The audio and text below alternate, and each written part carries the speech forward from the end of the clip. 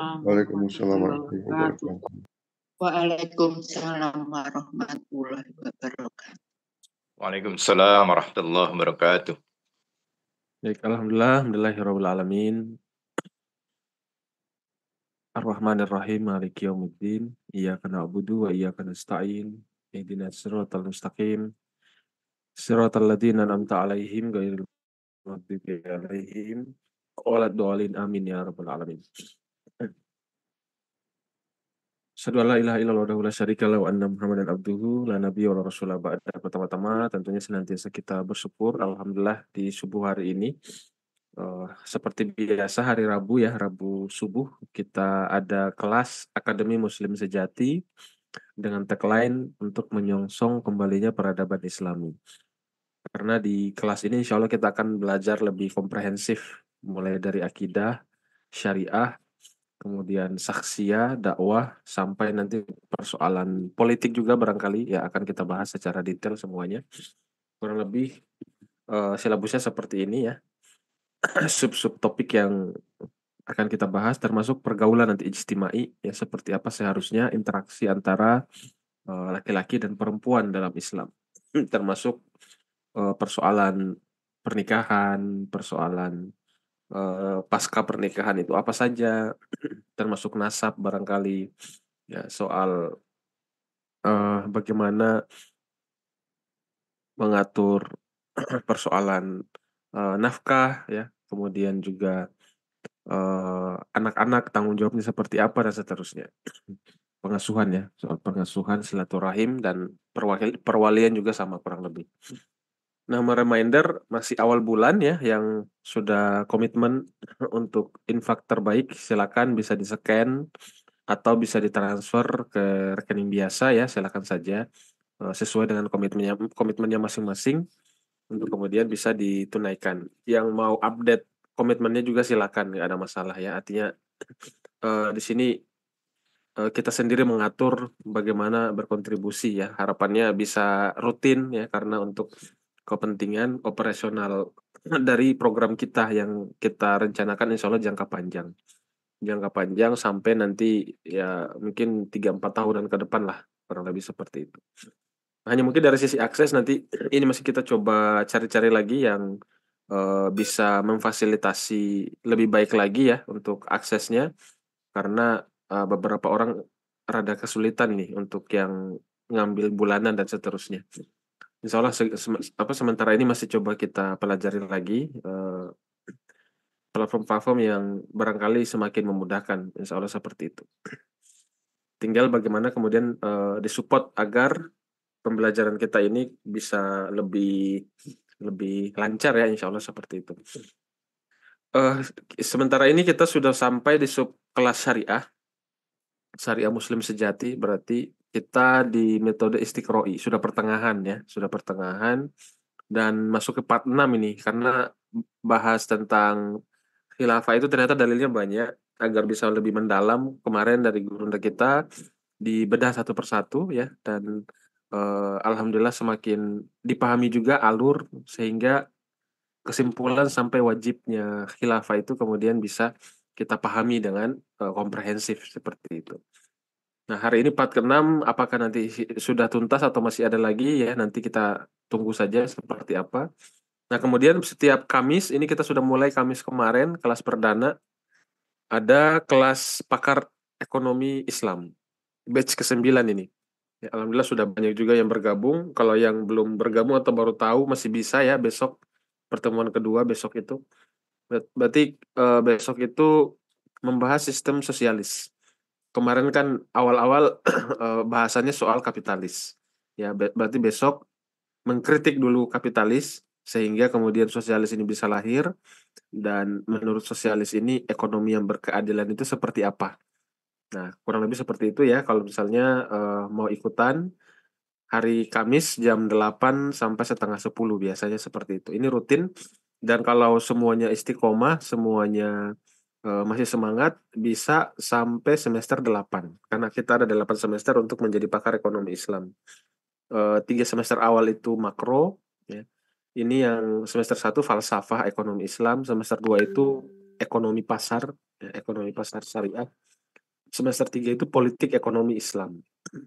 Kemudian metodologinya di semester 4, semester 5, kemudian yang 6 itu mikro. Nah, ini sebelah kanannya ini mikro ya, mikronya. Semester 6 ini biasanya. Sampai 8 itu masih mikro, fokus ke bisnis.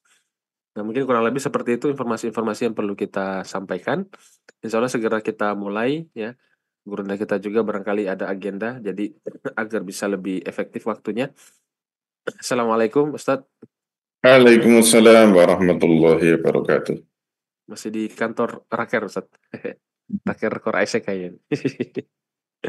Alhamdulillah. Alhamdulillah. Sehat-sehat ya, Ustadz ya.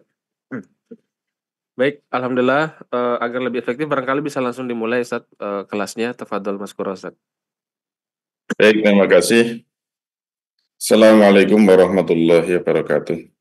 Waalaikumsalam warahmatullahi wabarakatuh. warahmatullahi wabarakatuh. Alhamdulillahi rabbil alamin. Wassalatu wassalamu ala asyrafil anbiya'i wal mursalin. Sayyidina wa maulana Muhammadin wa ala alihi wa sahbihi ajma'in amma ba'd.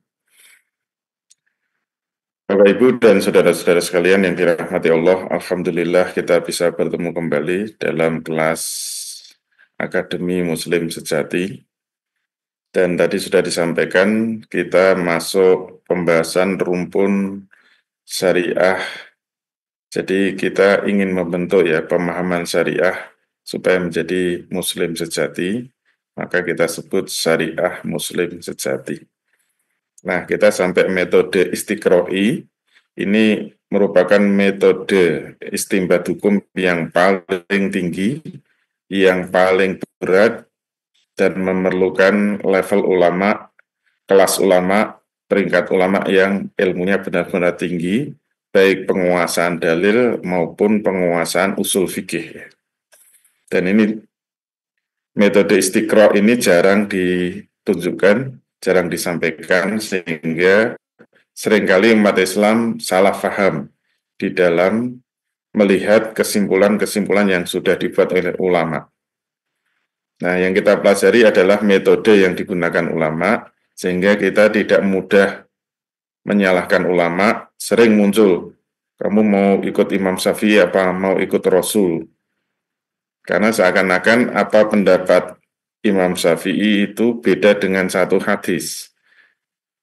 Berkali-kali kita sampaikan bahwa menarik hukum syariat itu memerlukan banyak dalil. Kalau ingin membahas satu perkara, semua dalil-dalil, baik Quran maupun Sunnah yang terkait dengan perkara itu harus dikumpulkan semuanya. Terus bagaimana metode untuk mengistinbatnya kita harus paham. Termasuk yang sedang kita bahas, kita sudah masuk contoh metode istiqro'i, yaitu kenapa ulama sampai menyimpulkan bahwa adanya khilafah itu hukumnya wajib, termasuk apa yang disebut khilafah. Yang seakan-akan dalil langsungnya nggak ada. Ta'rif atau definisi khilafah itu merupakan produk istiqro' ya. Semua ta'rif ya, apakah itu ta'rif sholat, ta'rif puasa, ta'rif zakat, ta'rif jual beli, ta'rif sewa menyewa, ta'rif sirkah, itu semua produk istiqro'i.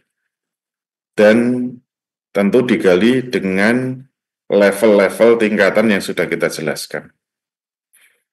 Termasuk yang kita bahas yaitu wajibnya khilafah, itu juga dengan metode istiqro'i. Baik, untuk khilafah sendiri memerlukan 6 hukum.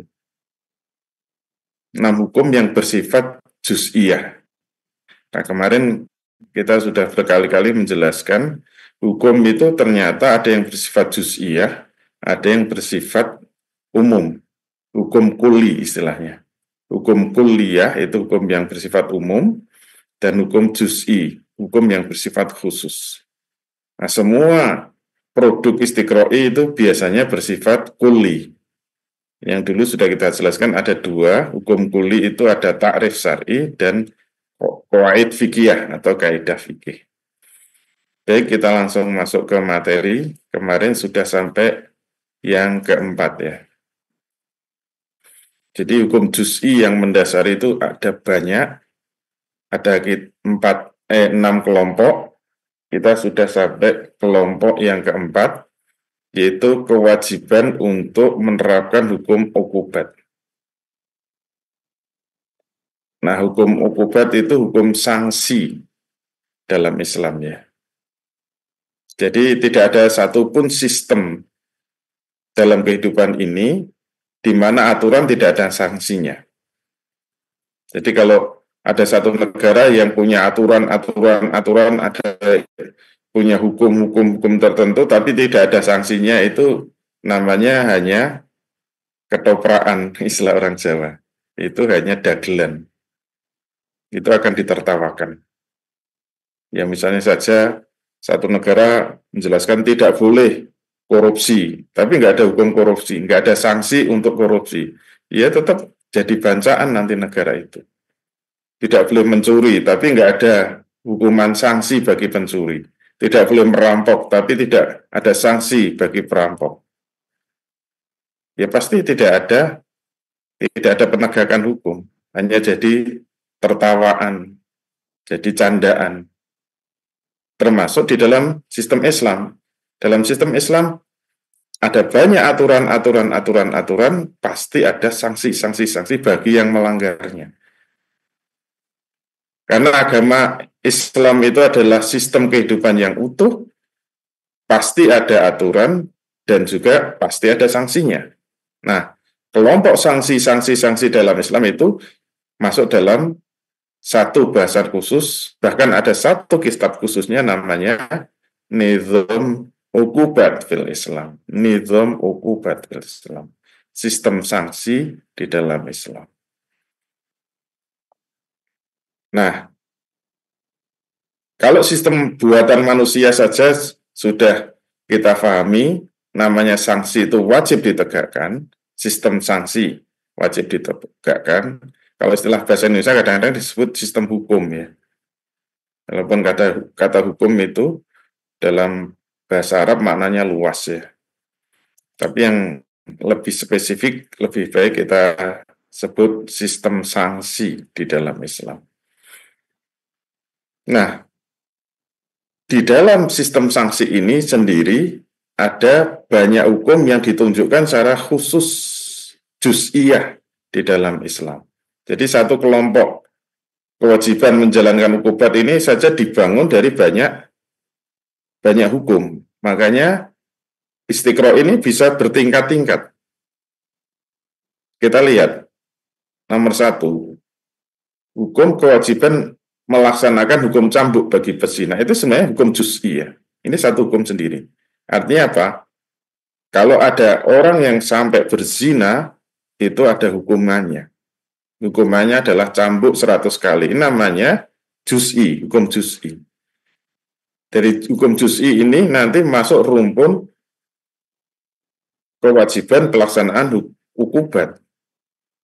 Nah, ini juga masuk rumpun nanti digandengkan dengan kewajiban-kewajiban yang lain, ditarik lagi menjadi hukum yang bersifat kuli. Nah, itu yang disebut istiqra'i. Jadi ini sampai bertingkat-tingkat kan.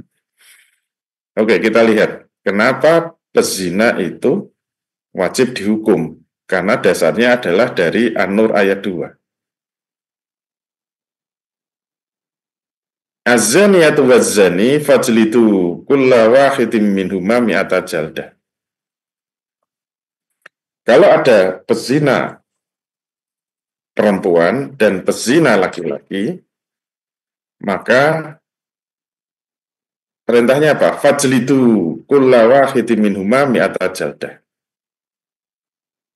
Nah, di sini kita harus paham, ini ada fi'il amr ya, yang mukhatabnya atau orang yang dituju itu adalah jamak. Ada waw alif sukun yang menunjukkan jamak. Az-zaniyatu waz-zani, kalau ada pezina perempuan dan pezina laki-laki, fajlidu, maka cambuklah. Siapa yang diperintah? Seluruh kaum muslim. Kulla wahidin minhuma mi'ata jaldah. Masing-masing dari kedua keduanya dengan 100 kali cambukan. Ingat, yang diperintah siapa? Seluruh kaum muslim.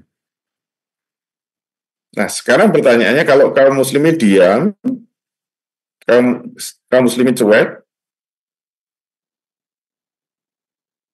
nggak mau tahu, itu bukan urusan gue, kita kan anak soleh, rajin sholat, rajin ngaji, cinta Allah sampai mati. Lulusan TPA. Kalau kita cuek, memangnya kenapa? Kita tidak peduli dengan perintah Allah ini. Maka tinggal dilanjutkan saja. Wala ta'khudhukum bihima ra'fatun fi dinillahi. Wala ta'khudhukum bihima, janganlah belas kasihan kepada keduanya, ra'fatun fi dinillah, mencegah kamu untuk menjalankan agama Allah. Nah, ini diberi penguat dengan insarti, ya, in yang menunjukkan syarat. In kuntum tu'minuna billahi wal yawmil akhir. Jika kamu beriman kepada Allah dan hari akhir. Karena ini adalah insarti, makanya bermakna apa? Bermakna syarat. Syarat kalau kamu ingin disebut masih beriman kepada Allah dan hari akhir, syaratnya apa?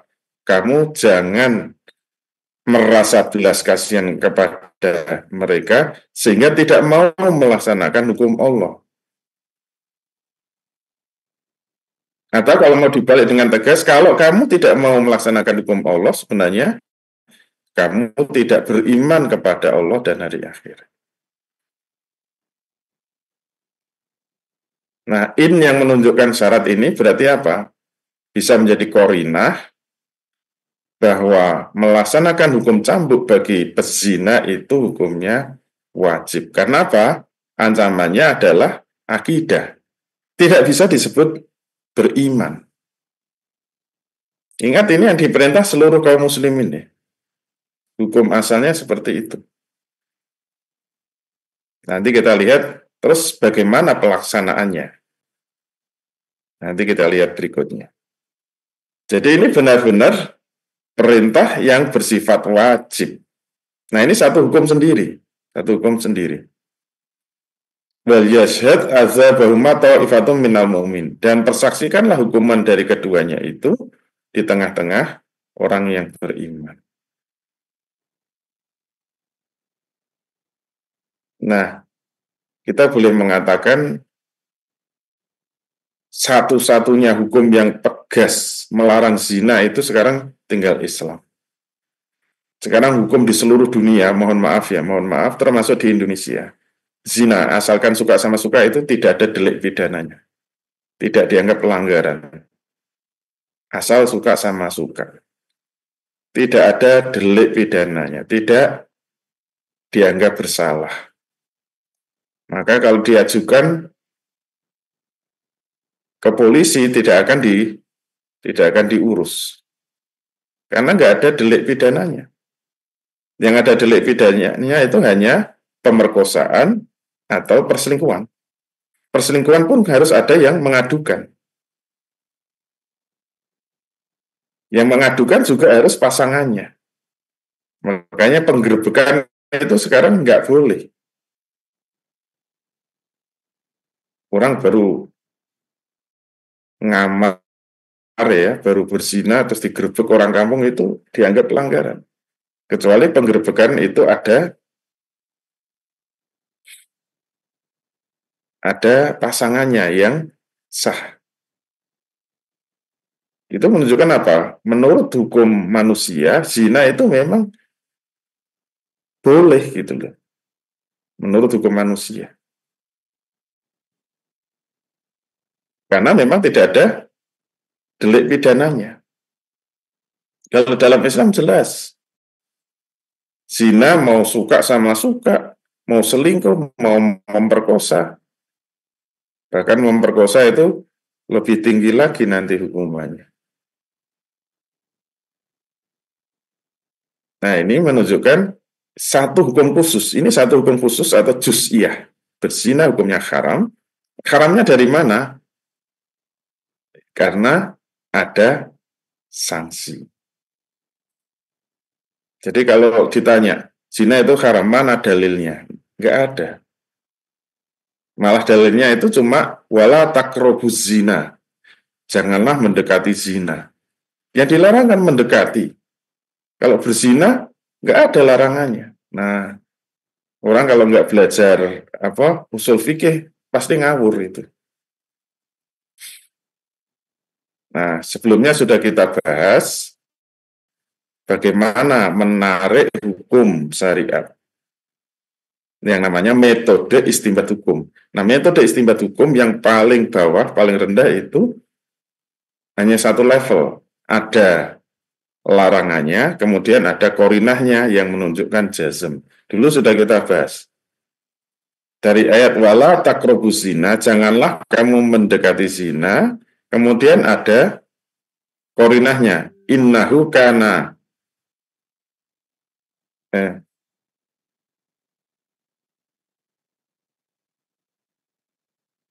innahu kana fahisatan wa sa'a sabila. Itu menjadi korinah. Walaupun tidak dalam bentuk ancaman ya, korinah itu. Innahu kana fahisatan wa sa'a sabila itu zam atau celaan. Sesungguhnya zina itu adalah perbuatan yang sangat keji dan seburuk-buruknya jalan. Itu jadi korinah. Jadi kalau ada larangan kemudian ada korinah yang menunjukkan celaan, zam, bisa juga dalam bentuk laknat dari Allah dan Rasulnya, itu juga bisa sudah jatuh jazm, bahwa larangan itu bermakna haram. Jadi ingat, zina itu haram, penetapannya harus dengan istimbat. Karena tidak ada dalil yang langsung mengatakan zina itu haram. Kemudian disertai dengan ayat ini. Nah, ayat ini menunjukkan zina itu haramnya jazm ya, karena ada sanksi. Jadi kalau disertai dengan sanksi, sebuah larangan ada zam itu sudah jazm. Karena korinah tidak harus satu, korinah bisa banyak. Nah, ini disertai dengan sanksi. Maknanya apa? Maknanya jazm. Yaitu apa? Harus dihukum cambuk 100 kali. Ini satu hukum sendiri ya. Namanya hukum juz'iyah. Hukum juz'iyah. Yang kedua adalah wajibnya melaksanakan hukum kisos atas pembunuhan. Kalau ini langsung disebut wajib ya. Ya ayyuhallazina amanu kutiba alaikumul qisasu fil qatla al-hurru bil hurri wal 'abdu bil 'abdi wal unsa bil unsa.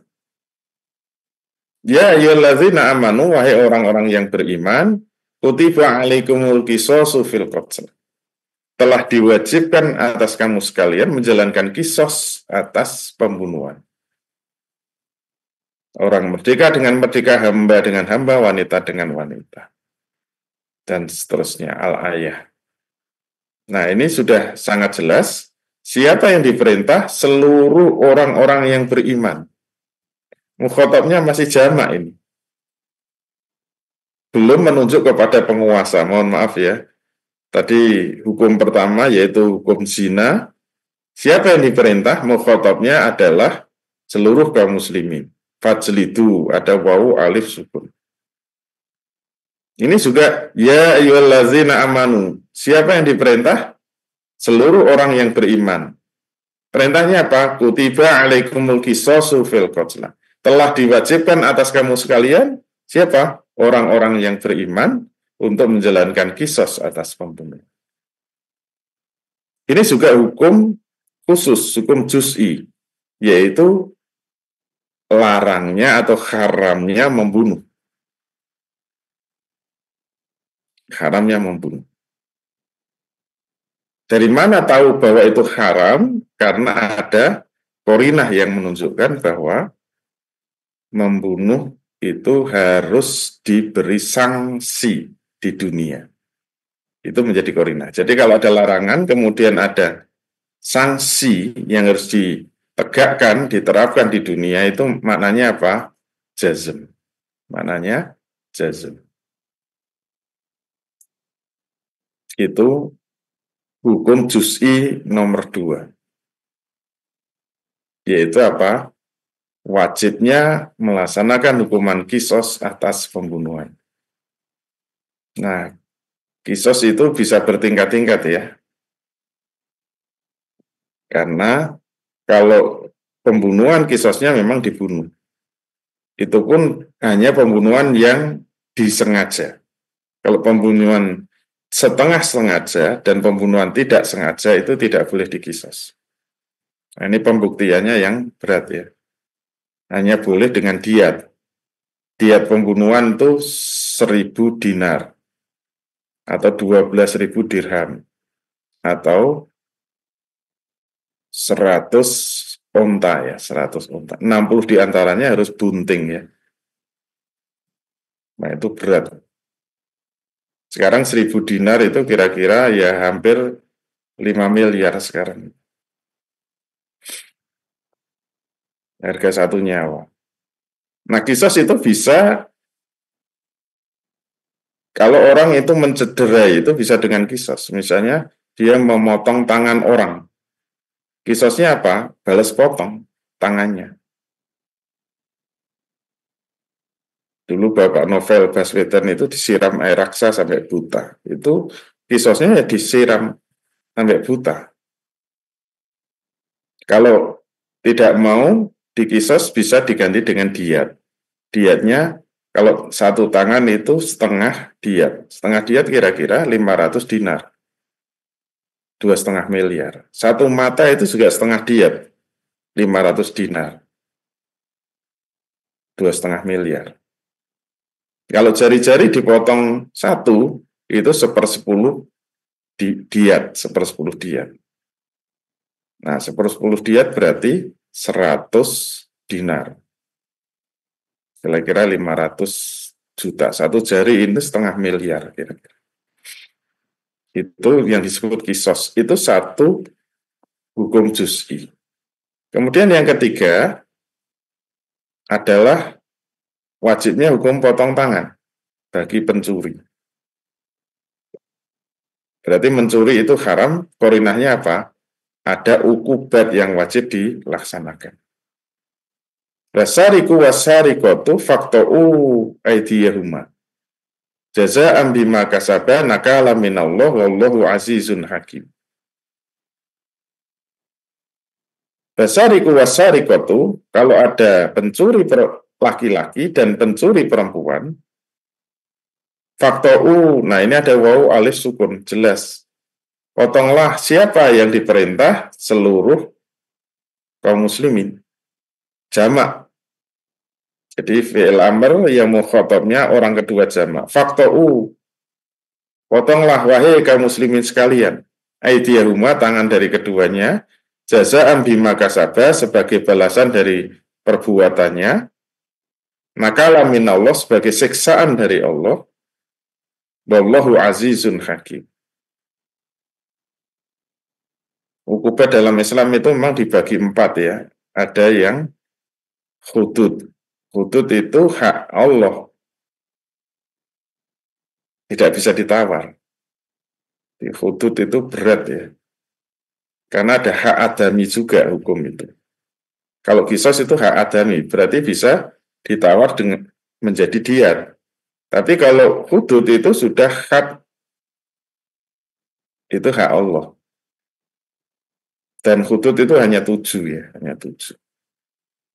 Hudud itu yang pertama, potong tangan bagi pencuri. Hudud.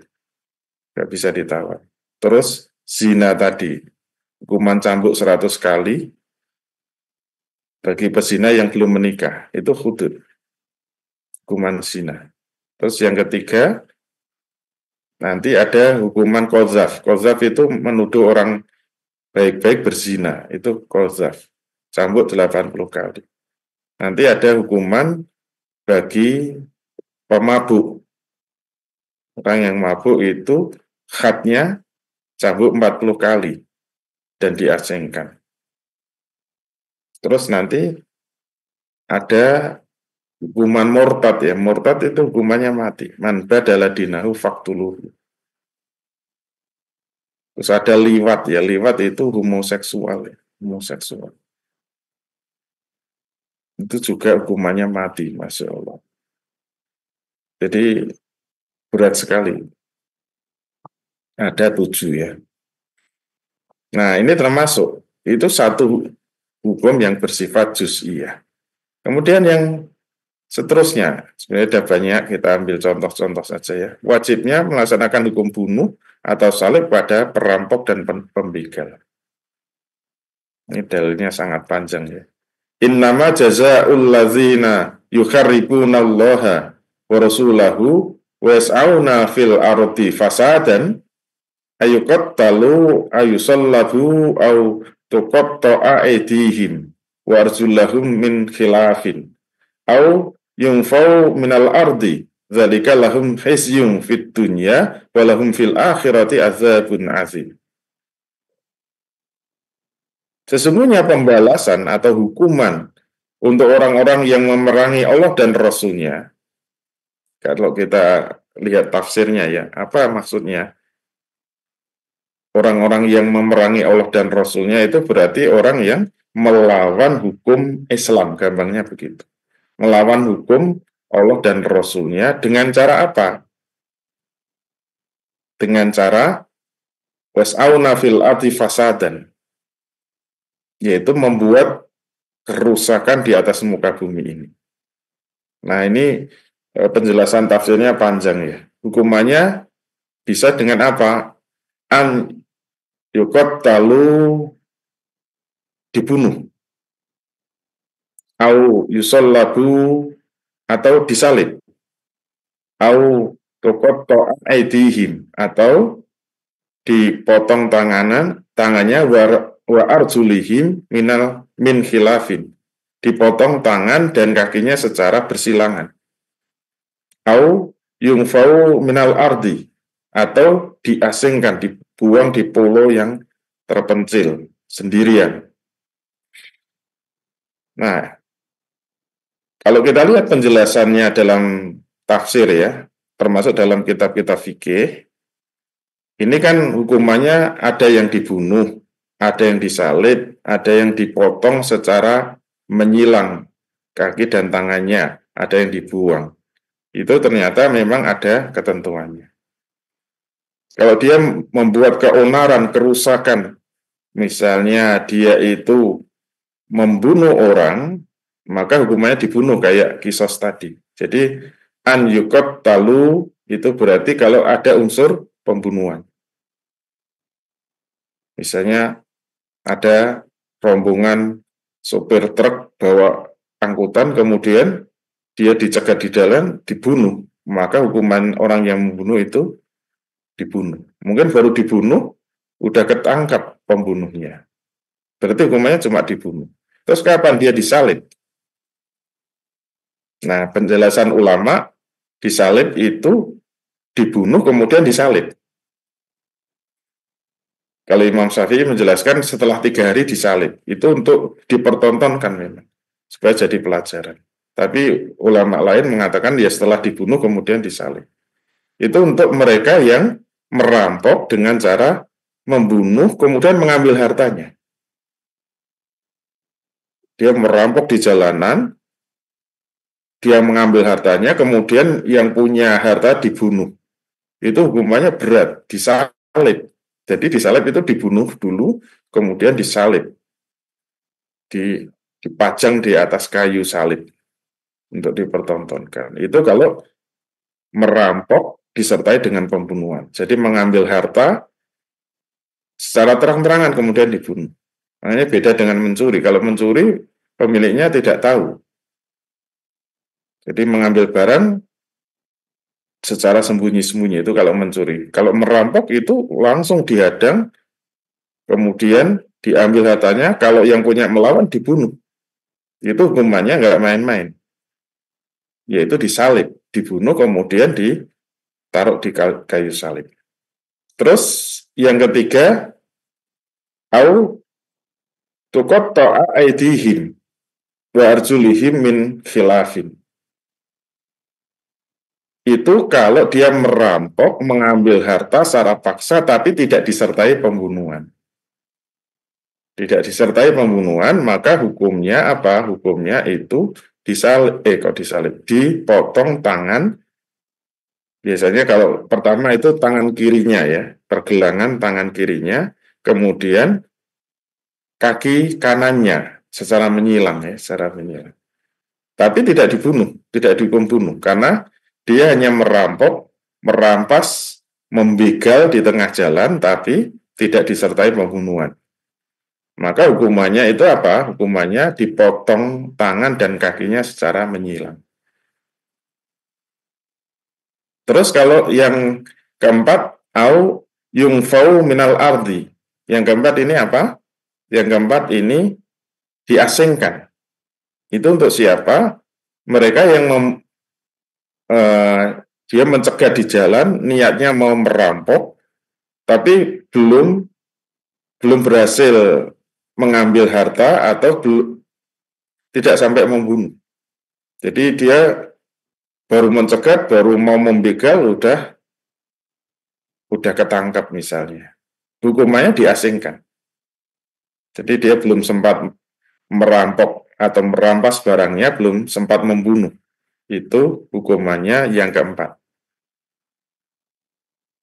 Nah, ini aja sudah 4 hukum sendiri ya. Dan itu wajib. Termasuk hudud ya. Termasuk hudud. Jadi tadi hudud ada 7 tadi ya. Jadi ada merampok, ada mencuri, ada berzina, ada murtad, ada qazaf, ada minuman keras, ada liwat, ada 7. Itu hukuman yang tidak bisa ditawar, namanya hudud. Kalau jinayah itu masih bisa ditawar dengan ganti apa? Diyat.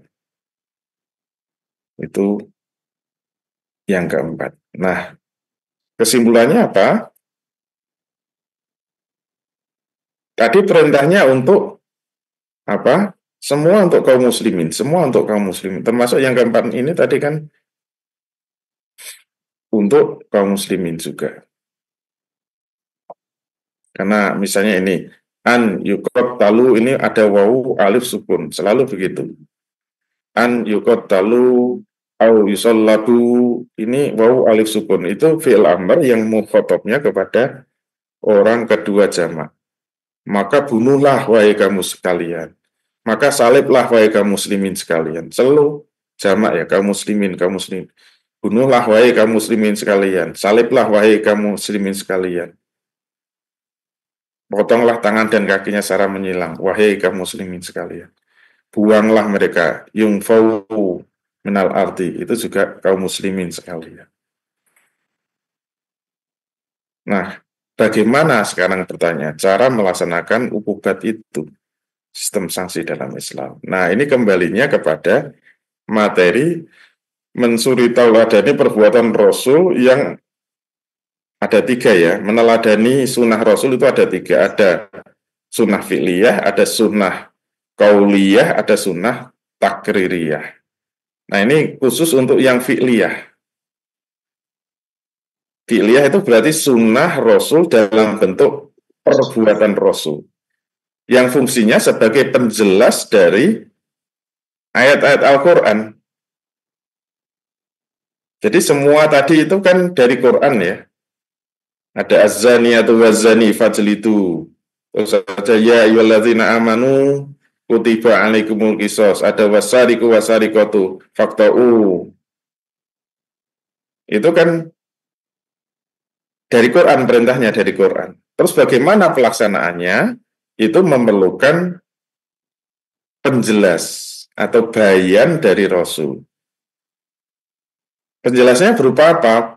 Fi'lur Rasul, perbuatan Rasul yang fungsinya sebagai penjelas dari perintah Allah, baik disertai dengan perkataan maupun tidak disertai dengan perkataan. Nah, dulu sudah dibahas ya, dalam metode yang ketiga ya, metode meneladani sunnah Rasul. Nah, maka hukumnya mengikuti perintahnya. Kalau perintahnya tadi wajib, maka mengikuti fi'lur Rasul dalam melaksanakan kewajiban itu hukumnya wajib. Kalau sunnah, hukumnya sunnah. Kalau mubah, mubah. Ini sudah kita jelaskan. Nah, semua pelaksanaan ukubat itu masuk kategori penjelas dari Rasul, walaupun tidak disertai perkataan. Yang disertai perkataan kan sholat ya. Ada aqimu sholata wa atuz zakata. Kemudian Nabi berkata, Shollu kama ro'aitumuni usolli. Sholatlah kamu sebagaimana melihat aku sholat. Jadi baik Rasul mengatakan seperti itu atau tidak, semua fi'lur Rasul yang fungsinya sebagai penjelas dari perintah Allah yang wajib, maka jatuhnya wajib. Ini rumus yang diberikan ulama ya, ini usul fikih. Jadi karena perintah potong tangan itu wajib, bagaimana Rasul melaksanakan perintah potong tangan, fi'lur Rasul, perbuatan Rasul dalam melaksanakan perintah Allah itu juga wajib seperti itu. Nah, pertanyaannya tidak hanya praktek potong tangannya ya. Tangan itu kan dari ketiak sampai ujung jari. Yang dipotong yang mana? Mulai dari ketiak atau dari siku atau dari pergelangan atau cuma jari-jari. Nah, ini pelaksanaannya ternyata dengan pergelangan tangan, sampai pergelangan tangan dan tangan kiri dulu. Ini prakteknya. Nah, yang kita bahas siapa pelaksananya. Tidak hanya prakteknya, tapi siapa pelaksananya. Tadi sunnah fi'liyah yang sudah kita jelaskan tadi, ternyata Rasul tidak pernah menyerahkan kepada kaum muslimin secara umum. Yang memiliki kewenangan melaksanakan ukubat hanyalah kepala negara atau yang ditujuk kepala negara, yaitu qadhi. Selainnya tidak ada kewenangan untuk melaksanakan ukubat itu. Jadi kalau ada yang ngeyel, apakah ukubat itu wajib negara? Wajib. Tidak ada hukum cambuk swasta. Harus negara. Oleh karena itu adanya negara untuk melaksanakan ukubat itu menjadi wajib hukumnya. Dikunci dengan apa? Kaidah syariah yang mengatakan, kaidah fikih ya, ma la yatimul wajibu illa bihi fahuwa wajib. Ma la yatimul wajibu, ma la yatimu, apa-apa yang tidak sempurna, al-wajibu suatu kewajiban, illa bihi kecuali dengan sesuatu, bahwa huwa kembalinya kepada hi ya, maka sesuatu itu menjadi wajib hukum. Jadi kalau melaksanakan ukubat itu wajib, dan itu yang wajib melaksanakan hanya negara, maka adanya negara itu menjadi wajib hukum. Itu namanya kaidah fikih ya. Nah, kaidah fikih ini juga dihasilkan dari proses istiqro'i ya. Nah, sekarang lebih spesifik lagi ya. Rasul Shallallahu Alaihi Wasallam setelah punya kekuasaan di Madinah, kedudukan Rasul sebagai kepala negara. Dan Rasul sendiri menjadi pelaksana ukubat. Ini dihubungkan dengan yang kedua kemarin ya. Poin yang kedua itu apa? Poin yang kedua, bahwa yang disebut kepala negara yang sah itu wajib dibaiat, termasuk Rasul. Rasul sendiri itu tidak sah menjadi kepala negara kecuali harus dibaiat. Dari mana taunya? Karena dari hadis ini, salah satunya ya. Kemarin hadis-hadisnya sudah banyak. Jadi Rasul sendiri meminta untuk dibaiat supaya bisa melaksanakan ukubat. Nah, sebelumnya kita sudah bahas panjang lebar kan. Sah tidaknya seorang kepala negara dalam Islam itu wajib dengan akad. Bukan hanya sumpah ya, bukan hanya qasam. Ini sudah kita bahas ya sebelumnya. Wajib dengan akad, akadnya disebut dengan baiat. Sehingga kalau ada kepala negara sekarang ini melaksanakan ukubat, tapi tidak ada baiat, itu tidak sah. Hanya sumpah saja tidak sah. Seperti menikah kemarin contohnya, menikah dalam Islam harus dengan akad. Karena akad itu serah terima dari wali kepada menantu. Tanggung jawab anak perempuan ini dulunya oleh wali.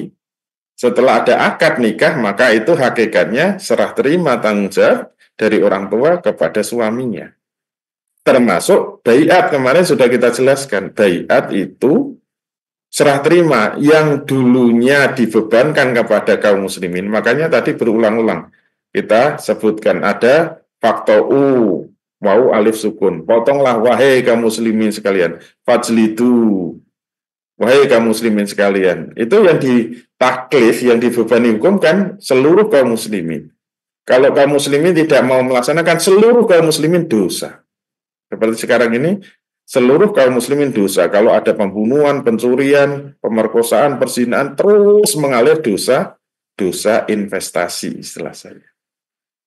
Dan itu hanya gugur kalau terjadi akad baiat. Serah terima beban hukum dari seluruh kaum muslimin kepada satu orang. Termasuk kepada Nabi pun, Nabi minta dibaiat supaya bisa melaksanakan ukubat. Nah, ini dalilnya sangat panjang ya, sangat rinci.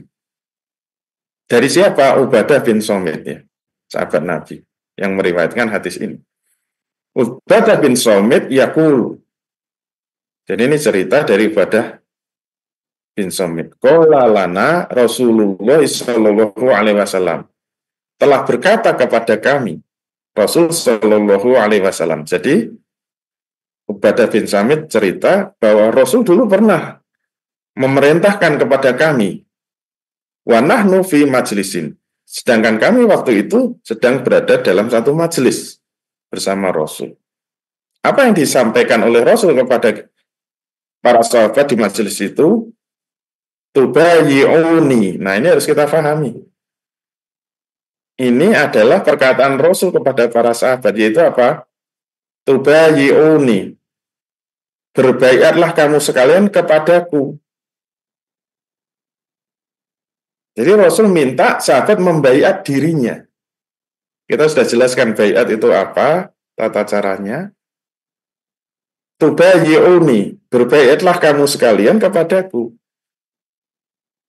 Yang penting itu, untuk apa? Nah, rincian itu bisa semuanya, bisa tidak. Karena dalam ilmu balaghah itu kadang-kadang yang disebut sebagian, tapi maksudnya seluruhnya. Itu namanya apa? Kalau dalam bahasa Indonesia, totem pas pro toto ya. Totem pro partai. Jadi itlaku juz'i wa iradatul kulli. Yang disebut sebagian, tapi yang dimaksud adalah keseluruhan. Seperti ketika harus mentaati seorang pemimpin selama dia melaksanakan sholat, maksudnya melaksanakan seluruh syariat Islam.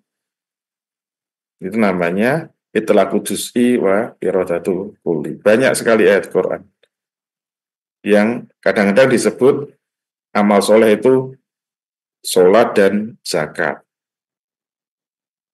Maksudnya ya amal soleh tidak hanya sholat dan zakat yang bisa membuat orang masuk surga. Itu maksudnya apa? Yang disebut sebagian, tapi maksudnya melaksanakan seluruh syariat Islam. Maka ini ya disebut, walaupun ini sudah sangat rinci, tapi ya tetap tidak boleh difahami hanya ini saja baiat itu kepentingannya. Tubayyi'uni ala an la tusriku billahi syai'an. Agar kamu tidak menyekutukan Allah dengan segala apapun juga. Wala tasriku, nah ini. Agar kamu tidak mencuri, wala taznu, dan kamu tidak berzina, wala taktulu auladakum, dan tidak membunuh anak-anakmu. Ini berarti tidak boleh membunuh secara keseluruhan, walaupun disebut anak-anakmu. Itu namanya waqi'atul ain kalau bahasa fikihnya, bahasa usul fikihnya. Waqi'atul ain itu yang kebetulan menjadi kebiasaan sebagai contoh ya. Wala ta'tu bibuhtani tafrunahu baina aidikum wa arjulakum. Jadi janganlah kamu membuat kedustaan yang kamu buat-buat dengan tangan maupun kaki, maksudnya secara terang-terangan maupun secara tersembunyi atau di belakang. Wala ta'su fi ma'rufin, dan janganlah kamu berbuat maksiat di dalam kebajikan. Jadi kadang-kadang ada program sosial yang baik, tapi di situ ada korupsi. Itu namanya berbuat maksiat di dalam kebajikan. Waman wafa minkum wajruhu 'ala Allah. Barang siapa yang mau menepati janji itu, maka dia akan mendapat pahala yang besar dari Allah. Nah, sebaliknya apa? Nah, ini yang penting gitu. Waman asaba min zalika syai'an, barang siapa yang bermaksiat, ya, bermaksiat. Maksiat itu tarkul wajibat wa fi'lul muharramat. Maksiat itu melaksanakan keharaman dan meninggalkan kewajiban. Barang siapa yang bermaksiat dalam urusan yang disebut tadi, fa'uqiba fid dunya, dan dia sempat dihukum di dunia dengan hukuman-hukuman tadi, ya, mencuri, potong tangan, membunuh, kisos, merampok, disalib, fahuwa kafaratun lahu. Fungsi hukuman di dunia itu akan menjadi kafarat baginya untuk ancaman siksa neraka, sebagai kafarat siksa neraka.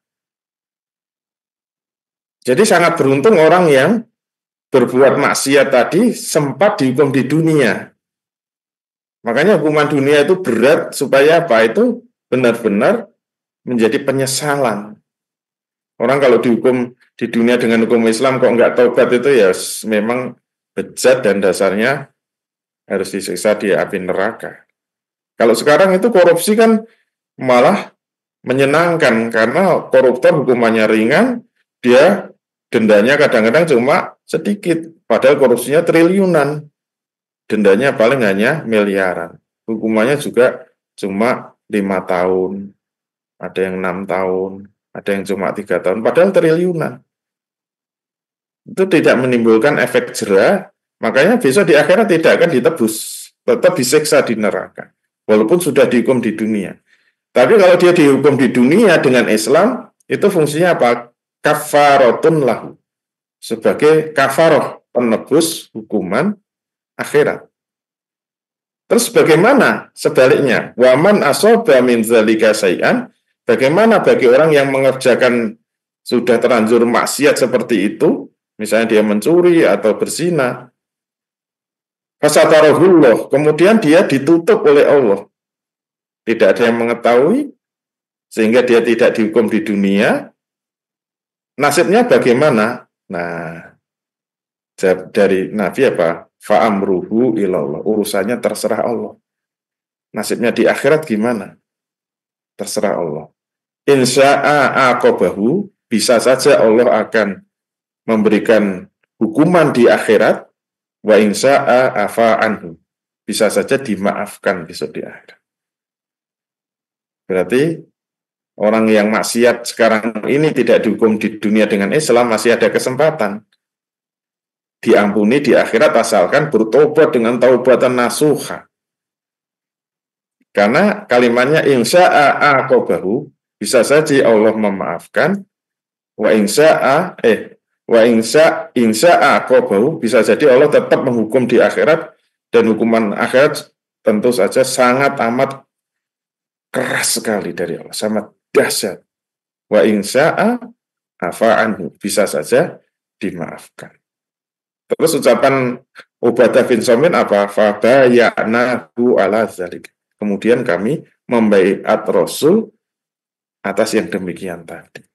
Berarti Rasul itu bisa melaksanakan ukubat karena apa? Dibaiat sahabat. Ini terjemahan hadisnya tadi yang panjang. Alhamdulillah 4 selesai, ternyata waktunya sudah habis dan sudah lewat. Mohon maaf. Nanti kita lanjutkan untuk yang kelima dan keenam, ya. Ada 6, masih ada kelima dan keenam. Sekian, semoga bermanfaat. Silahkan kalau ada tanya jawab, insya Allah sampai jam 7 ya, karena ada raker ya. Ya, baik, Sekian, Ustaz. Assalamualaikum warahmatullahi wabarakatuh. Waalaikumsalam warahmatullahi wabarakatuh. Syukron jazakallahu khairan Ustaz untuk materi hari ini. Baik Bapak Ibu sekalian, kita masih ada waktu untuk sesi tanya jawab ya, untuk Q&A. Sudah ada Ummu Hamdan, silakan Ummu Hamdan. Assalamualaikum warahmatullahi wabarakatuh, Ustadz. Waalaikumsalam warahmatullahi wabarakatuh. Ya, izin bertanya, Ustadz. Punten, jika poligami itu lebih dari 4, apakah yang kelima itu langsung otomatis terkategori zina?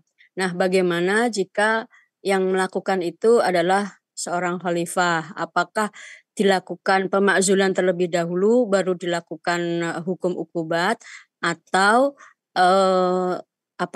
ada sanksi yang lain gitu, seperti itu. Terus terkait dengan kondisi di mana apakah di dalam sejarah peradaban Islam pernah terjadi pemakzulan seorang khalifah karena pelanggaran hukum syara, Ustaz? Syukron. Ya, tanggapannya Ustaz.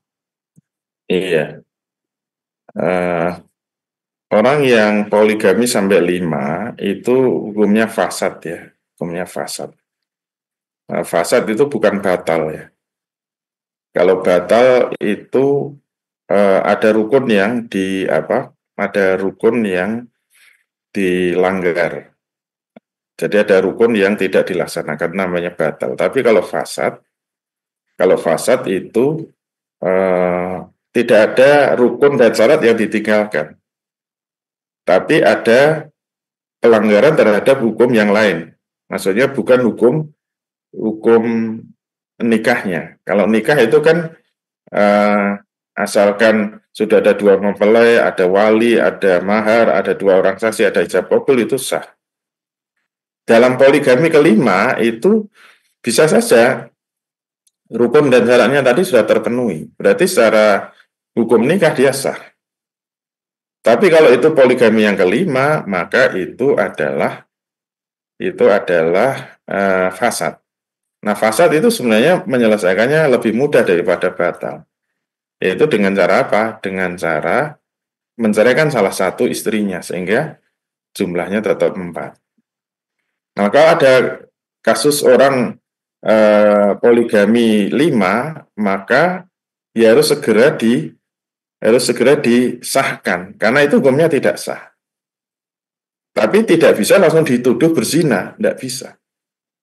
Nggak bisa langsung dikatakan dia berzina, karena menuduh berzina kalau nggak bisa membuktikan dengan 4 saksi, dia malah kena qadzaf.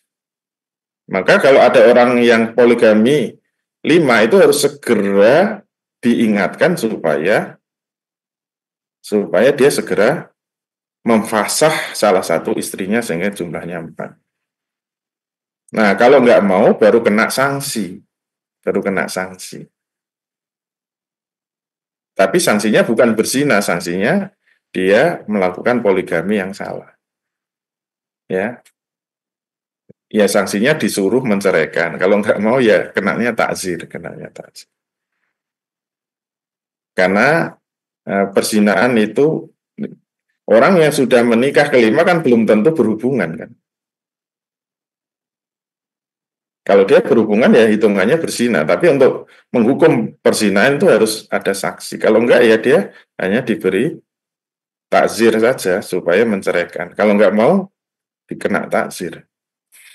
Nah, itu takzirnya terserah qadhi nanti, karena takzir itu ditetapkan kepada qadhi. Jadi hukumannya itu terhadap kesalahan dalam poligami, bukan perzinaan. Begitu ya. Nah, untuk sejarah, ya tinggal dilihat saja, ada nggak khalifah yang dimakzulkan karena maksiat. Kalau tidak ada, ya nggak ada masalah. Kalau ada juga nggak ada masalah. Kenapa? Karena sejarah itu bukan sumber hukum Islam. Jadi kita jangan terlalu terjebak dengan sejarah. Karena sekarang itu membahas kekhilafan selalu dilarikan ke sejarah. Nah, tugas kita harus meluruskan. Ingat, sejarah bukan sumber hukum Islam, sejarah bisa benar, bisa salah. Tapi jangan terlalu dieksploitasi supaya kita tidak terjebak dengan permainan orang-orang yang tidak suka dengan khilafah, tapi selalu dengan dalil sejarah. Tugas kita meluruskan. Nggak perlu melihat sejarah, tapi lihatlah Quran dan Sunnah, termasuk ijma sahabat. Gitu ya, Allah Allah. Baik, insya Allah clear ya, Ummu Hamdan. Punten Ustadz, kalau di dalam yang pernah disampaikan itu, kalau seorang khalifah itu dimakzulkan karena terindikasi melaksanakan mau mengganti hukum syara, hukum Islam dengan hukum yang lain gitu, itu baru bisa dimakzulkan. Bagaimana kalau itu sugrotul suluk lah istilahnya, misalkan seorang khalifah ternyata tertangkap kamera atau tersiduk misalkan sedang meminum khamr gitu. Nah, sedangkan tadi pembahasan khamr juga ada ukubatnya gitu Ustadz. Nah, ini apakah itu juga dimakzulkan atau seperti apa gitu Ustadz? Syukran. Iya. Kalau dalam Islam itu harus saksi ya. Kalau hanya kamera enggak bisa. Hanya CCTV atau kamera atau video itu enggak berlaku. Kalau menjadi penguat untuk menekan supaya dia mau bersumpah, kalau nggak ada saksi itu bisa dengan sumpah. Tapi kalau dia nggak mau bersumpah tetap nggak bisa, harus dengan saksi. Nah kalau dengan saksi, ada saksi, maka kalau dia memang misalnya minum minuman keras ya, atau dia berzina ada saksi, itu termasuk kehilangan adalah. Adalah itu rukun ya, rukun syarat menjadi khalifah. Jadi syarat menjadi khalifah itu 7. Salah satunya adalah tidak melakukan dosa besar atau melakukan dosa kecil terus-menerus. Jadi kalau dia ketahuan terbukti melakukan dosa besar, itu berarti syarat menjadi khalifahnya gugur, maka harus dimakzulkan. Cuma yang memakzulkan adalah mahkamah mazulin. Qadhi qudot nanti yang harus memutuskan. Itu harus ada keputusan dari qadhi ya, qadhi qudot, qadhi tertinggi dalam mahkamah mazulin. Nah, kalau memang terbukti ya, bukan hanya video-video. Kalau video tetap tidak bisa kalau dalam Islam. Tapi kalau dengan video dia terus mau mengakui dan bersumpah, ya otomatis syarat menjadi khalifahnya gugur, maka harus dimakzulkan. Gitu ya, Allah. Baik, clear ya insya Allah ya, Ummu Hamdan. Berikutnya ada Ibu Hafisa, silakan Ibu Hafisa Dawi. Terima kasih Ustaz. Assalamualaikum warahmatullahi wabarakatuh. Waalaikumsalam. Ustaz, bagaimana seharusnya kita menyikapi yang kejadian seperti ini? Sekarang itu seperti acara-acara lamaran, persinahan itu sebenarnya sudah bukan sepertinya bukan rahasia lagi, dan bahkan kadang seperti kepala-kepala KUA itu Departemen Agama sendiri yang sepertinya seakan-akan dia mendukung Ustaz, seperti acara-acara lamaran yang sekarang itu menghadirkan pihak prianya dan bawa buket-buket apalah ya, ada pemasangan cincin dan sebagainya, bahkan dia sudah saling pegang-pegangan begitu, cipika-cipiki, dan pernah suatu saat ada kasus seperti itu Ustaz. Saya melihat di FB di dekat-dekat lingkungan saya ada KUA sendiri yang mengatakan seperti ini. Dia memanggil malah sang prianya, ayo dekat-dekat, dia bilang duduk di situ sambil saling serahan begitu. Jadi waktu itu saya gimana ya, saya takutnya kalau saya tidak menegur saya ada dosa juga. Di sisi lain kalau saya misalnya menegur, saya merasa bagaimana, jadi saya sampaikan lewat teman, tolong disampaikan ke Pak KUA. Mestinya dia yang memberikan nasihat ke orang bahwa seperti itu tidak boleh, tapi dia sendiri seakan-akan yang mendukung seperti itu. Apakah sikap saya itu sudah bagaimana Ustadz, atau seharusnya saya bagaimana harusnya menyikapinya Ustadz? Terus yang kedua, bagaimana hukumnya Ustadz ada orang yang setiap harinya mengkonsumsi khamar dengan alasan bahwa dia tidak bisa tidur sebelum minum khamar. Mohon penjelasannya Ustadz. Assalamualaikum warahmatullahi wabarakatuh. Waalaikumsalam. Ya, Yang silakan Ustaz. pertama, kalau ada kemungkaran ya berlaku hadisnya, man ro'a minkum mungkaran falyughayyir biyadihi. Fa'ilam yastati fa bilisani, fa'ilam yastati fa biqalbi. Wadzalika adhaful iman. Jadi kalau kita melihat kemungkaran, memang tugas kita merubah dengan tangan. Ada ulama yang menjelaskan biyadihi bermakna bikudratihi, dengan kekuasaannya. Kalau tadi ada kemaksiatan dalam pernikahan, yaitu memang dalam kendalinya KUA. Seharusnya KUA itu bisa mengatur prosesi pernikahan yang baik, prosesi pernikahan yang benar, karena itu di bawah kewenangannya, di bawah kekuasaan. Kalau kita sebagai penonton nggak punya kekuasaan itu, ya memang yang kedua. Fa'ilam yastati, karena kita tidak punya kekuasaan tadi, wabilisani, maka dengan lisan. Ya itu sudah benar kalau kita mau menyampaikan. Kita sampaikan dengan baik-baik. Tapi kalau itu menyampaikan juga nggak bisa, ya memang alternatif terakhir ya kita harus keluar dari majelis itu. Sebagai tanda kita tidak ridho, itu dengan hatinya kita keluar. Kalau menyampaikan nggak bisa. Jangan berada di majelis yang ada kemaksiatan. Terus yang kedua apa tadi? Minum khamar. Tiap hari minum khamar, alasannya nggak bisa tidur kalau nggak minum. Ya itu karena terlalu sering minum khamar. Ya tidak ada alasan. Semua memang harus dengan keputusan dokter ya. Memang di dalam Islam untuk kepentingan pengobatan, kepentingan pengobatan itu bisa dengan sesuatu yang haram ya. Misalnya untuk obat batuk ya. Misalnya dia batuk-batuk, kebetulan dia beli obat kok ada alkoholnya, itu kan ada campuran khamr berarti. Nah itu masih makruh hukumnya, tidak sampai haram. Tapi itu untuk kepentingan pengobatan. Nah untuk tidur itu bukan pengobatan ya. Jadi kecuali memang itu atas perintah dokter ya.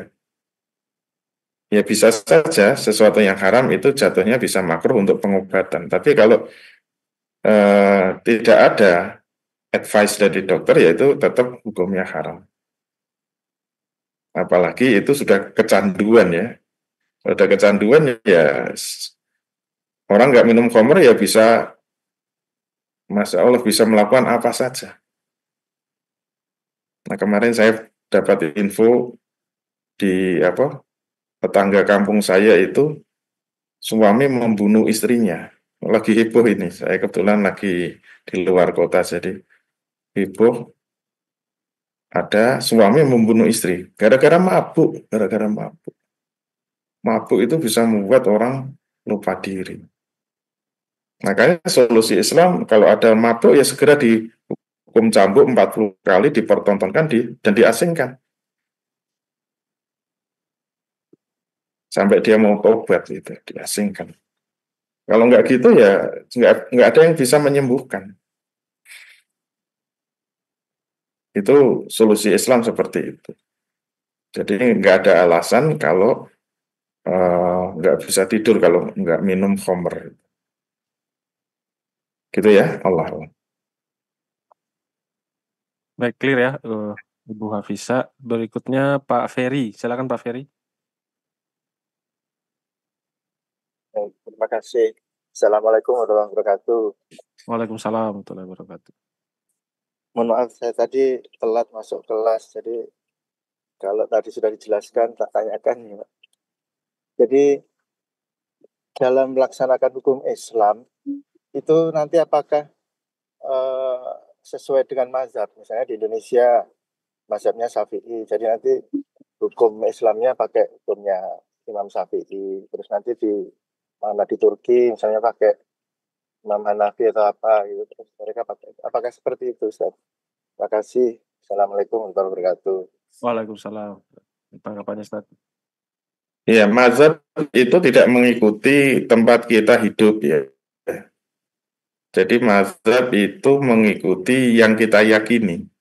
Nanti ada materi tarjih ya, ini belum masuk. Nanti ada metode tarjih.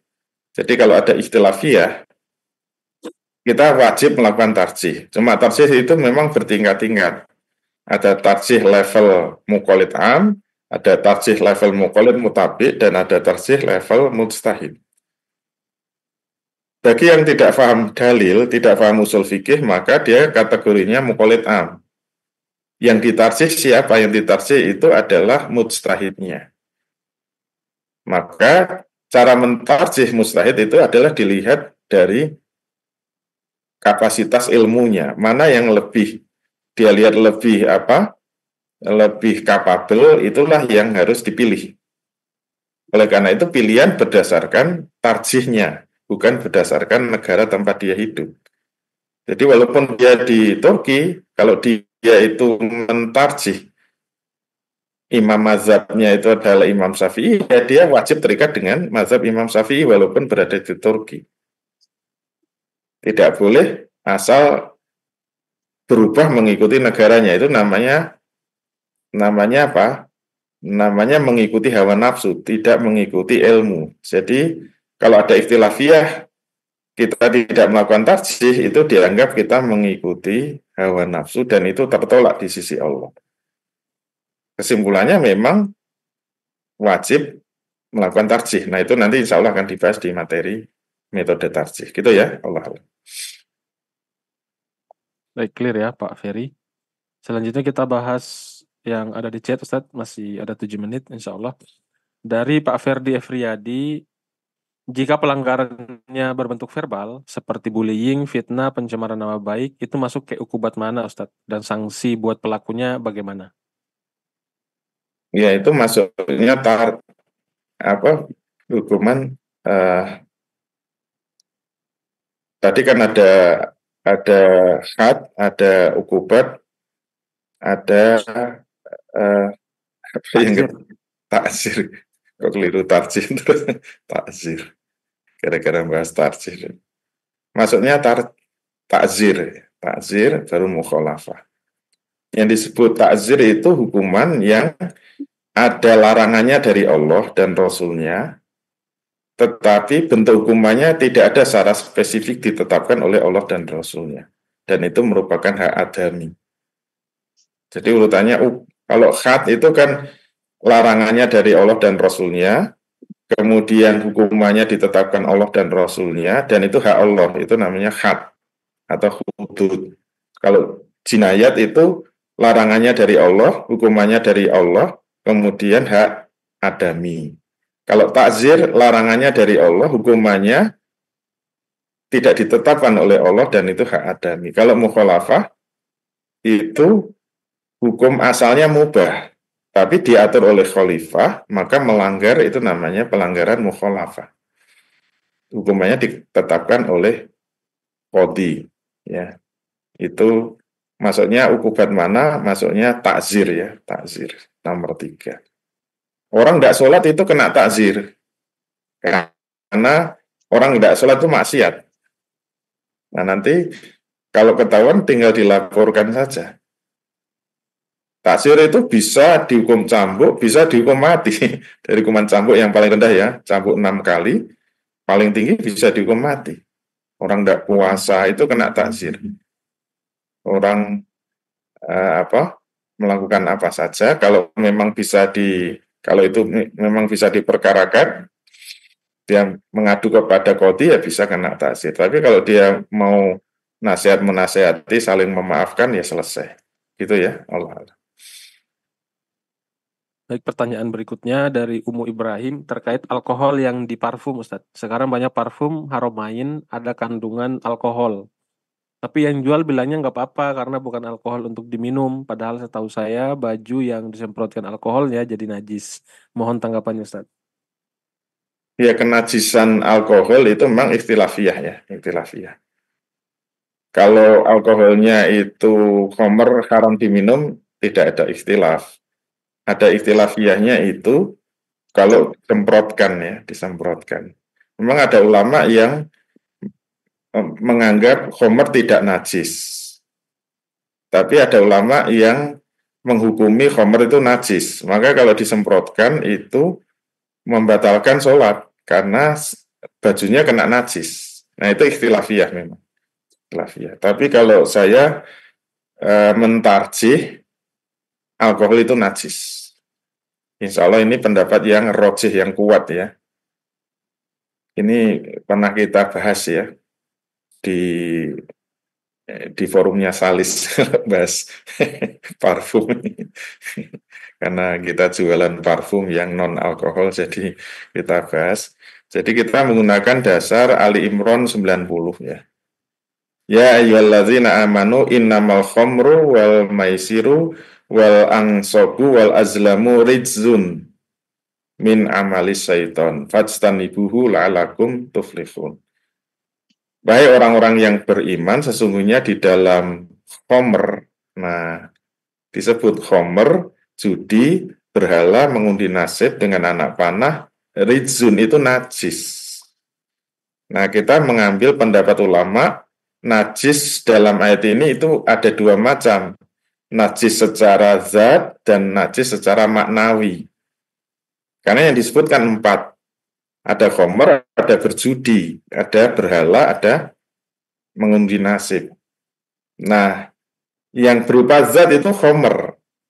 Judi itu kan bukan zat, judi itu perbuatan. Makanya dimanai najis itu dua macam, najis zat dan najis makna. Jadi orang berjudi itu najis, tapi secara maknawi. Tapi kalau khamr itu najis secara zati. Maka saya memahami khamr itu najis menurut Al-Quran, karena itu najis secara zat. Kalau judi itu najis secara makna. Nah, itu dasar yang saya pahami, sehingga itu hasil tarjih ya, hasil tarjih. Jadi kalau masalah tarjih nanti kita bahas pada metode tarjih. Jadi kalau ada ikhtilaf ini harus mentarjih. Mentarjih itu berarti memilih pendapat yang kuat. Kalau sudah tahu pendapat yang kuat, tidak boleh mengambil yang lemah. Karena kaidahnya al-amalu birrojih wajibun wal amalu bil marjuh mumtaniun. Mengamalkan pendapat yang kuat hukumnya wajib. Kalau sudah mentarjih kan ketemu yang kuat. Dan mengamalkan pendapat yang lemah itu tertolak. Hukumnya tertolak. Jadi kalau pendapat yang saya sampaikan ini masih ragu-ragu, masih pengen memilih pendapat yang tidak menajiskan alkohol, ya harus dibantah. Harus dibantah dengan dalil yang lebih kuat. Kalau enggak, ya harus merojihkan pendapat yang saya sampaikan tadi. Itu caranya mentarjih gitu. Insyaallah nanti kita bahas dalam materi tarjih. Gitu ya, Allah. Baik, alhamdulillah clear ya Mu Ibrahim. Berikutnya dari Sari Musa Tidore ya. Bagaimana sanksi yang diberikan bagi orang yang telah membunuh seseorang karena seseorang itu telah memperkosa misalkan saudara atau ibunya? Dan bagaimana juga sanksi bagi ayah yang mencabuli anak kandungnya sendiri? Iya, nanti itu diselesaikan oleh qadhi ya, diselesaikan oleh qadhi. Jadi kalau membunuh itu karena apa? Kan membunuh itu bertingkat-tingkat. Kalau dalam kitab Nizamul Uqubat malah ada 4 tingkat ya. Membunuh yang disengaja, membunuh setengah sengaja, membunuh tidak sengaja. Gitu. Ada satu lagi itu. Menyerupai setengah sengaja mungkin gitu. Jadi tetap nanti harus dilihat. Itu membunuh karena membela diri atau menyelamatkan kehormatan orang, itu jelas bukan membunuh yang disengaja. Nah, apakah dia bersalah atau tidak nanti qadhi yang memutuskan. Kalau membela diri jelas bukan membunuh ya. Kalau dalam Islam membela diri atau menyelamatkan nyawa orang, kalau dalam Islam jelas tidak masuk kategori itu. Jelas yang kena sanksi ya yang mau memperkosa atau yang mau merampok gitu. Tidak disebut sebagai pembunuhan, tapi pembelaan diri. Nah, tapi yang paling sulit itu nanti membuktikan itu hanya sekedar cerita atau benar. Nah, itu memerlukan pengkajian oleh qadhi ya. Gitu ya, Allah. Baik, alhamdulillah sudah terjawab semua. Satu lagi ringkas saja barangkali Pak Iskandar, silakan langsung poinnya ya pertanyaannya. Baik, terima kasih Pak Ali. Assalamualaikum warahmatullahi wabarakatuh. Selamat pagi Pak Ustadz. Bagaimana jika terjadi pembunuhan seperti yang pernah kita temukan ada berita anak membunuh satu keluarganya di bawah umur karena dorongan bisikan gaib gitu. Nah, belakangan dibuktikan bahwa anak ini menderita seperti di indikasinya seperti kelainan mental. Nah, hukumnya jatuhnya seperti apa jika terjadi kasus seperti ini, Pak Ustadz? Terima kasih. Assalamualaikum warahmatullahi wabarakatuh. Waalaikumsalam. Ya, nanti tugas qadhi harus membuktikan dia masih anak-anak atau sudah balik. Nah, kalau belum balik, ya tidak kena sanksi. Sebagaimana sabda Nabi ya, rufi'an ummati an salasatin, akan diangkat bina malaikat terhadap 3 perkara. Anisobi kata yablughu, ketika dia masih kanak-kanak sampai dia itu balik. Jadi kalau kanak-kanak tidak kena sanksi. Tapi negara kalau ada kasus kayak gitu wajib mengkarantina dan mendidik ya. Jadi dia itu harus dididik secara khusus karena dia mengalami kelainan mental atau mengalami gangguan, ya terserah tetap harus diselesaikan oleh negara dengan mendidik. Tapi tidak bisa kena sanksi membunuh seperti orang yang sudah balik. Nah, bagaimana cara membuktikan dia balik atau tidak? Ada banyak cara ya. Kalau di zaman sahabat dulu pernah itu dengan cara mohon maaf ya harus diperiksa salah satunya kemaluannya ya. Jadi kalau sudah tumbuh rambut kemaluan itu dianggap sudah balik. Itu salah satu cara qadhi untuk menilai ini sudah balik atau belum. Karena kalau ditanya sudah mimpi basah belum ya bisa bohong, bisa jujur. Bisa jujur, bisa bohong. Tapi kalau dilihat dari rambut kemaluannya misalnya itu salah satu cara qadhi ya. Kalau belum tumbuh dianggap belum balik. Itu ya. Gitu ya, Allah. Baik, clear ya Pak Iskandar. Mungkin closing statement Ustaz untuk hari ini, silakan. Baik, alhamdulillah untuk metode istiqro'i ternyata belum selesai juga. Sudah sampai ke pertemuan keberapa? Kelima ya. 46 ya. Insya Allah masih ada yang ke-7. Yang ke-7 insya Allah tinggal hukum juz'i yang ke-5 dan ke-6. Semoga tuntas minggu depan part yang ke-7 dari metode istiqro'. Bagi yang baru ikut, kalau bisa memang menyimak rekamannya ya, karena ini satu kesatuan yang utuh, satu pembahasan yaitu metode istiqro'. Metode istiqro'i. Semoga bisa dipahami dengan utuh, sehingga tidak menimbulkan kesalahpahaman, khususnya kepada pendapat-pendapat ulama ya, yang sekarang banyak dilecehkan, gara-gara dianggap tidak sesuai dengan Quran dan Sunnah, atau tidak ada perintahnya dari Quran dan Sunnah. Padahal itu hasil ijtihad seorang mujtahid. Sekarang umat Islam mudah sekali meremehkan pendapat mujtahid. Padahal tidak ada hukum syariat kecuali harus hasil ijtihad. Walaupun hanya sekedar istidlal, itu tetap sebenarnya bagian dari proses istinbatul ahkam. Jadi tetap harus hati-hati supaya kita tertib di dalam beramal dan kita berharap amal kita diterima Allah Subhanahu wa taala dengan pertanggungjawaban yang jelas. Walafu minkum bila taufiq wal hidayah. Assalamualaikum warahmatullahi wabarakatuh. Waalaikumsalam warahmatullahi wabarakatuh. Alhamdulillah, syukron jazakallah khairan Ustadz untuk ilmunya hari ini. Masya Allah panjang banget ya. Istiqroi sampai 7 part. Belum tentu juga selesai ya Ustadz ya. Bisa jadi lebih panjang. Nambah satu lagi nanti minggu depan. Tetap di AMS Bapak Ibu sekalian, Akademi Muslim Sejati. Yang belum masuk channel silakan masuk channel sehingga bisa dapat rutin link Zoom-nya. Untuk yang mau ambil akses rekaman silakan bisa hubungi admin ya. Bagaimana bisa mendapatkan aksesnya baik yang Istiqroi maupun rekaman-rekaman sebelumnya yang akidah juga lengkap dengan PDF-nya insya Allah. Kita ketemu lagi di Rabu depan jam 5.30 sampai jam 7-an seperti ini insya Allah. Kita tutup dengan hamdalah dan doa kifaratul majelis. Alhamdulillahirabbil alamin. Subhanakallahumma bihamdik asyhadu an la ilaha illa anta astaghfiruka wa atubu ilaik. Billahi taufiq wal hidayah. Wassalamualaikum warahmatullahi wabarakatuh. Waalaikumsalam warahmatullahi wabarakatuh. Syukron Ustaz. Ali, syukron Ustaz. Waalaikumsalam warahmatullahi wabarakatuh.